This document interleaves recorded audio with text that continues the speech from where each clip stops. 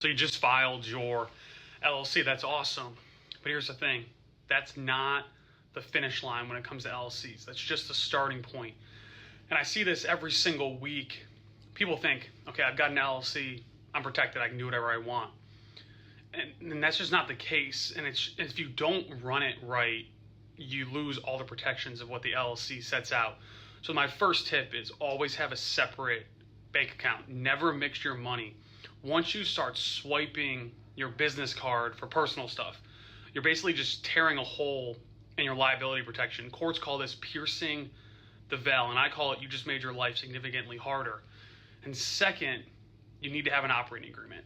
Get an operating agreement, write an operating agreement out. Even if it's just you, that becomes the rule book for your LLC, and that's what proves to banks, to the IRS, to investors that you're running a real business and it's not just a side hustle so you can write things off.